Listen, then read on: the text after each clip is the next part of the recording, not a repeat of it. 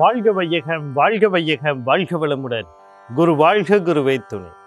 ஓம் குரு பிரம்மா குரு விஷ்ணு குரு தேவோ மகேஸ்வரக குரு சாக்ஷாத் பரபிரம்மா தஸ்மை ஸ்ரீ குரவே நம. உலகமெங்கும் உள்ள ஆதவன் தொலைக்காட்சி நேயர்களே, ராசி பல நிகழ்ச்சியினூடாக உங்களை சந்திப்பதில் பெரும் மகிழ்ச்சி அடைகிறது. இன்றைய நாளில் மன நிம்மதி, மனநிறைவு, மனமகிழ்ச்சி பெருகட்டும். வாழ்க்கை பயணங்களில் உயர்வு கிடைக்கட்டும். லட்சிய பாதைகளில் வெற்றி கிடைக்கட்டும். அதற்கு எல்லாம் வல்ல அந்த இறைவனும் குருவும் உங்களுக்கு துணை நிற்கட்டும். முதல்ல இன்றைய நாளுக்கான பஞ்சாங்க விவரங்களை பார்ப்போம். திருக்கணிதம் அடிப்படையிலான பஞ்சாங்க விவரம். ஸ்ரீ விஸ்வாவசு வருடம் பங்குனி மாதம் 14ஆம் நாள் சனிக்கிழமை. ஆங்கிலத்தில் 28/3/2026. காலையில் 8:46 வரைக்கும் தசமி திதியும் அதற்கு பிறகு ஏகாதசி திதியும் காணப்படுது. மதியம் 2:51 வரைக்கும் பூச நட்சத்திரமும் அதற்கு பிறகு ஆயிலிய நட்சத்திரமும் காணப்படுது. இரவு 8:06 வரைக்கும் சுகர்ம நாமயோகமும் அதற்கு பிறகு திருதி நாமயோகமும் காணப்படுது. காலையில் 8:46 வரைக்கும் கௌளவக்கரணமும் இரவு 8:14 வரைக்கும் வணிசைக்கரணமும் அதற்கு பிறகு பத்திரைக்கரணமும் காணப்படுது. இன்றைய நாளுக்கான அமிர்தாதி யோகத்தை பார்த்தீங்கன்னா மாலை 2:51 வரைக்கும் சித்த நாம யோகமும் அதற்கு பிறகு மரண யோகமும் இருக்கு. இன்றைய நாளுக்கான சூலத்தை பார்த்தீங்கன்னா கிழக்கு திசையில் இருக்கு. அதுக்கான பரிகாரம் தயிராகும். கிழக்கு திசையை நோக்கி தேவையும் அவசியம் இருப்பவர்கள் தயிரை தானமாக கொடுத்துட்டு போகலாம். போகிற காரியங்கள் உங்களுக்கு சாதகமாகவும் நன்மையாகவும் நடக்கிறதுக்கான வாய்ப்புகள் அதிகம். அடுத்து இன்றைய நாளுக்கான நேர விவரங்களை பார்ப்போம். காலையில் 7:43 8:30 வரைக்கும், மாலையில் 4:30 5:30 வரைக்கும் நல்ல நேரமும், காலையில் 9:13 10:45 வரைக்கும் ராகு காலமும், மதியம் 1:47 3:18 வரைக்கும் யமகண்டமும், காலை 6:11 7:42 வரைக்கும் குளிகை நேரமும் காணப்படும். இன்றைய நாளில் பார்த்தீங்கன்னு சொன்னால் அதே தசமி திதின்ற தொடர்ச்சி இருக்குது. இப்போ அதுலேயும் சில பாதிப்புகள் இருக்குது. ஏகாதசி பிறக்குது. நம்ம திதிகளை எப்பவுமே சூரிய உதயத்தோடு தான் எடுத்துக்கொள்வோம். இன்று காலையில் சூரிய உதயத்துக்கு பிறகு தான் ஏகாதசியே பிறக்குது. இருந்தாலும் இன்றைய நாளில் நீங்கள் விஷ்ணு பகவான்களை வழிபாடு செய்யணும். விரதம் எடுக்கிறதுக்கும் சிறப்பான நாள். அவரை உலக இயக்கத்திற்கும் ஓங்கார நாதத்திற்கும் ஆதி ஒளியாகிய ஓங்கார நாதத்திற்கும் அதிபதியாக இருக்கார். அப்படிப்பட்ட விஷ்ணு பகவானுக்கு விரதம் இருந்து அல்லது இலகுவாக சமிப்பாடு அடையக்கூடிய உணவுகளை உண்டுகிறது அல்லது சைவ உணவுகள்னு சொல்லப்படுகிற மரக்கறி வகை உணவுகளை உட்கொண்டு இன்றைய நாளில் நீங்கள் ஒரு ஆரம்பத்தை செய்யணும். அது தொடர்ந்து திரியோதசி திதியில் அதை நீங்கள் முடிக்கும் போது உடலில் இருக்கிற பல விஷயங்கள், நச்சுக்கள், கழிவுகள், மனதில் இருக்க விஷயமெல்லாம் வெளியேறும். அப்போ முடிந்த அளவுக்கு இன்றைக்கும் நீங்கள் எந்த ஒரு நல்ல காரியங்களும் ஆரம்பிக்காமல் இருக்கிறது நல்லது. ஆரம்பித்த காரியங்களை நீங்கள் கொண்டு செல்லலாம். அடுத்து இன்றைய நாளுக்கான ராசி பலனை பார்ப்போம். இந்த ராசி பலன் அப்படின்னு சொல்கிற நேரத்தில் நான் ஒவ்வொரு நாளுமே உங்களுக்கு தெளிவான ஒரு சில விளக்கங்களை கொடுத்துட்டு வரேன். எப்படி லக்னத்தை ராசி இந்த பலனை பார்க்குறது அப்படின்னு. லக்ன அடிப்படையாக பார்க்கணும், ராசி அடிப்படையாக இல்லை அப்படிங்கிறத உங்களுக்கு தெளிவாக நான் உங்களுக்கு சொல்லிட்டு வந்துக்கிட்டு இருக்கேன்.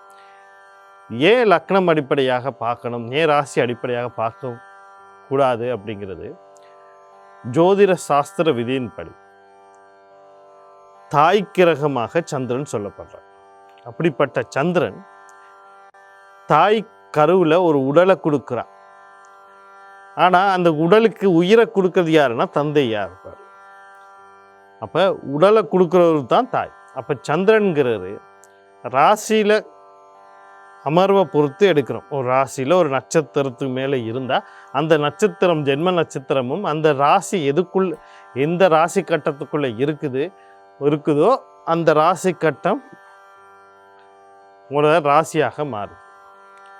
இப்போ உடல் சந்திரனுக்கு ஒரு விசேட அம்சமும் இருக்குது. அதுதான் மனசு. அப்போ மனோகாரகனாகவும் சந்திரன் இருக்கார், உடல் காரகனாகவும் தான் சந்திரன் இருக்கார். அப்போ இயக்குற உயிர் எங்கே இருக்கும்? தந்தை கிட்ட இருக்கும். தந்தை யார்? பிரபஞ்சத்தின் தந்தை யார் அப்படின்னு பார்த்தீங்கன்னு சொன்னால் அது சூரிய பகவான். அப்போ சூரிய பகவான் அவருடைய நகர்வை வச்சுக்கிட்டு தான் இந்த லக்னம்ங்கிறது உருவாகுது. அப்போ லக்னத்துக்குரிய பலன் தான் பார்க்கணும். அதுக்கு உங்களோட ஜன்ன ஜாதத்தை எடுத்து நீங்கள் பார்க்கணும். முதல்ல லக்ன பலனை தெரிஞ்சுக்கணும். லக்னம் பார்த்தீங்கன்னா அது தான் சூரியன் தான் உற்பத்திக்காரகன், ஆத்மாக்கெல்லாம் காரகன், உலக தந்தையாகவும் இருக்கார். இப்படிப்பட்டவரை அடிப்படையாக கொண்டு இப்போ பார்த்தீங்கன்னு சொன்னால் சித்திரை பிறக்க போகுது. சித்திரை புது வருடங்கள் பிறக்க போகுது. அந்த புது வருடத்தில் சூரியன் பகவான் மேசராசிக்குள்ளே நுழைவார். சரியாக ஏப்ரல் 14ஆம் தேதி மேசராசிக்குள்ளே நுழைவார். அப்படி நுழையும் போது தான் மாதம் பிறக்குது.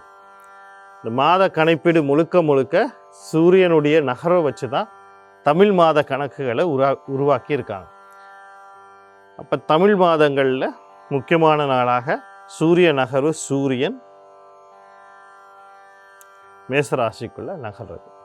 அதே மாதிரி சூரியன் நகர்வை வச்சு தான் உத்தராயணம், தட்சிராயணம் அப்படிங்கிற 2 அயனங்களை உருவாக்கியிருக்காங்க. இப்படி பல விஷயங்கள் இருக்குது. நம்ம முன்னோர்கள் அறிவு சார்ந்தே வாழ்ந்திருக்காங்க, அறிஞர்களாக இருந்திருக்காங்க, ஞானிகளாக இருந்திருக்காங்க. ஆனால் இப்போ உள்ள சமுதாயம் முன்னோர்கள் முட்டாளுன்னு சொல்லுது. ஏன்னா நீங்கள் மாயான ஒரு தொழில்நுட்பத்துக்குள்ளே அகப்பட்டு இருக்கிறீங்க. அந்த தொழில்நுட்பத்தை பெருசாக்கி மற்ற விஷயங்களை முட்டாள்தனமாக பார்க்குறீங்க. இதுதான் உங்களுடைய அறிவின்மைக்கான, உங்களுடைய அழிவை நீங்களே தேடிவிக்கொள்வதற்கான ஒரு முதல் படியாக இருக்கு. அப்போ ஒவ்வொரு விஷயத்தையும் தெளிவாக சொல்லியிருக்காங்க. அப்போ லக்னத்தினுடைய பலனை பாருங்கள். லக்னத்தை எப்படி பார்க்குறவங்க ஜான ஜாதத்தை எடு. ராசி கட்டம்னு அப்படின்னு இருக்கும். 108 கட்டங்கள். அந்த 12 ராசியை போலவே 108 கட்டம் இருக்குது. ராசி கட்டம், பஞ்சாம்சம், நவாம்சம், சதுரம்சம், சப்தம்சம், அஷ்டம்சம், நவாம்சம். சாதாரணமாக ஒரு ஜாதகத்தில் ராசி கட்டமும் நவாம்சமும் இருக்கு. ஒரு சில இடங்களில் பாவகாம்சம்னு ஒன்று போட்டிருப்பாங்க. அப்போ இது எல்லாமே ஒரு 3, இதே போல் 108 கட்டம் இருக்குது. அப்போ உங்களுக்கு நவாம்சமும் போட்டிருப்பாங்க, பாவகாம்சம்னு போட்டிருப்பாங்க. ஆனால் நீங்கள் எதை பார்க்கணும் அப்படின்னு சொல்லி பார்த்தீங்கன்னா முக்கியமாக ராசி கட்டத்தில் பாருங்கள். அந்த ஒரு இடத்துல லானா போட்டிருப்பாங்க, இல்லை 1ன்னு போட்டிருப்பாங்க, ஒரு டேஷ் போட்டிருப்பாங்க. அதுதான் லக்னம். என்ன லக்னம்னு பாருங்கள். அதுக்கும் பேர் மிதுன லக்னம் தான் வரும், மேச லக்னம் தான் வரும், தனுசு லக்னம் தான் வரும், மகர லக்னம் தான் வரும்.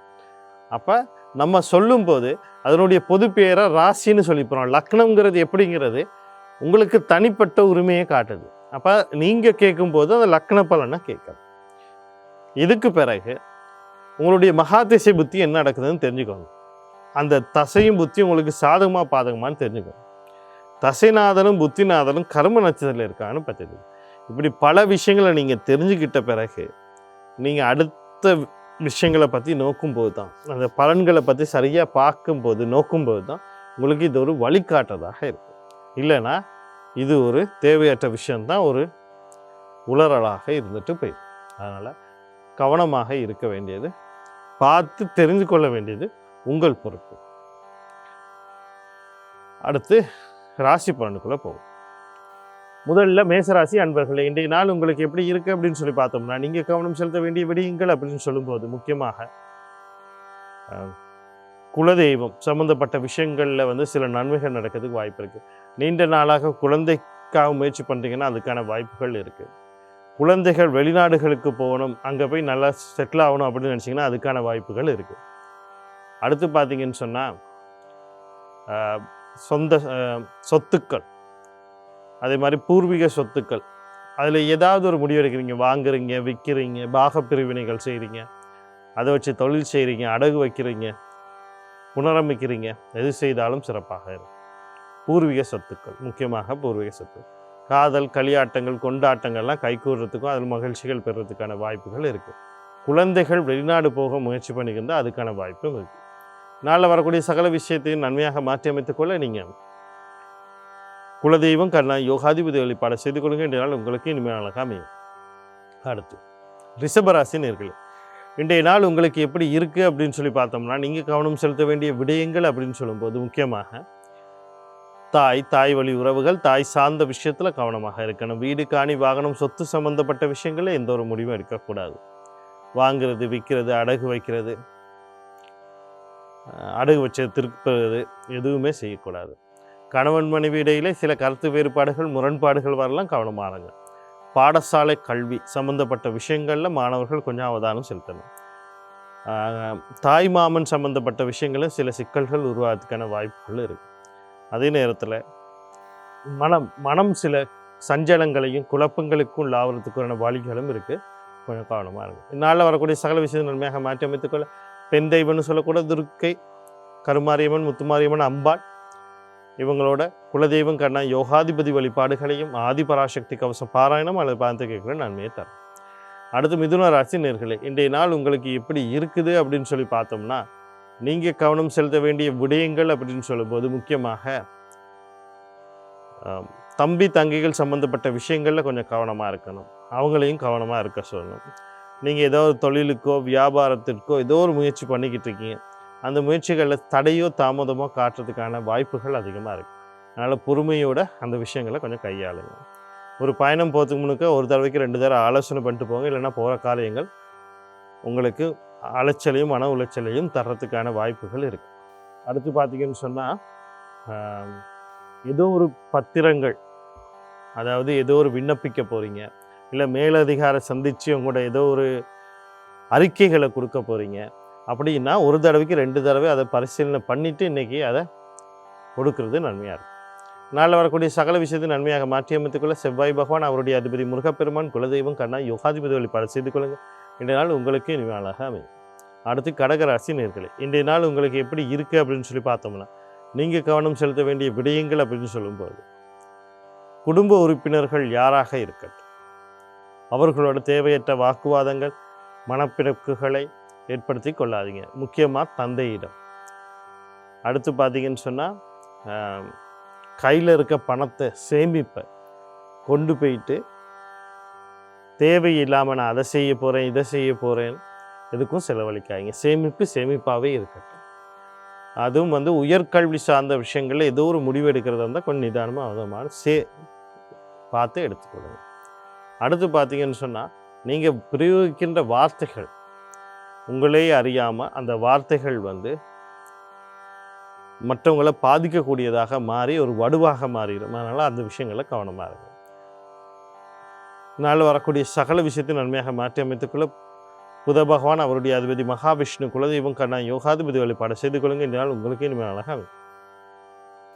அடுத்து சிம்ம ராசி நேயர்களே, இன்றைய நாள் உங்களுக்கு எப்படி இருக்குது அப்படின்னு சொல்லி பார்த்தோம்னா, நீங்கள் கவனம் செலுத்த வேண்டிய விஷயங்கள் அப்படின்னு சொல்லும்போது இன்றைக்கு உங்களுக்கே ஒரு உற்சாக வேகங்கள் பெருக்கக்கூடிய நாளாகும். நீண்ட நாளாக போராட்டத்திற்கு பிறகு சில விஷயங்கள் உங்களுக்கு கை கூடுறதுக்கும் எதிர்பாராததுக்கும் சில விஷயங்களை நடத்தி கொடுக்கறதுக்கும் வாய்ப்பு இருக்குது. நீங்கள் ஏதோ ஒரு சிக்கல்களில் கண்டங்களில் மாட்டிக்கொள்ள இருந்தால் கூட அதுலேருந்து வெளிவரதுக்கான வாய்ப்புகள் இருக்குது. ஒரு நோய் நொடி, அதுக்கான சரியான வைத்தியம் இல்லை, ஒரு அறுவை சிகிச்சை பண்ணணும், அது உங்களுக்கு ஒரு மன பயத்தெல்லாம் கொடுத்துக்கிட்டு இருந்துச்சுன்னா இன்றைய நாளில் அதுலேருந்து வெளிவரத்துக்கான வாய்ப்புகள்லாம் இருக்குது. இந்த வாய்ப்புகளை சரியாக பயன்படுத்தி கொள்ள உங்கள் ராசி அல்லது லக்னாதிபதினு சொல்லக்கூடிய சூரிய பகவான், குலதெய்வம் கண்ணா யோகாதிபதி வழிபாடு செய்து கொள்ளுங்கள். இன்றைய நாள் உங்களுக்கு இனிமேல் அழகாக அமையும். அடுத்து கன்னி ராசி நேயர்களே, இன்றைய நாள் உங்களுக்கு எப்படி இருக்குது அப்படின்னு சொல்லி பார்த்தோம்னா, நீங்கள் கவனம் செலுத்த வேண்டிய விடயங்கள் அப்படின்னு சொல்லும்போது முக்கியமாக கடல் கடந்து தொடர்போடு ஏதோ ஒரு முயற்சி பண்ணிக்கிட்டு இருக்கீங்க. அது வியாபாரமாக இருக்கலாம், கல்வியாக இருக்கலாம், தொழில் ரீதியான விஷயங்களாக இருக்கலாம், இல்லை உங்களுடைய உறவினர்கள், முக்கியமாக கணவனோ மனைவியோ இல்லாது குழந்தைகள், அதுக்கு ஏதோ முயற்சி பண்ணிக்கிட்டு இருந்தீங்கன்னா அவசரப்பட்டு எந்த முடிவும் எடுக்காதீங்க. கொஞ்சம் நிதானத்தையும் அமைதியும் பெண்ணுங்க. கன்னி லக்னத்தில் பிறந்த பெண்கள் இன்றைக்கி கொஞ்சம் உடல் உபாதைகள் ஏற்படுறதுக்கான வாய்ப்பு இருக்குது. அந்த பகுதிகளை கொஞ்சம் கவனம் செலுத்துங்க.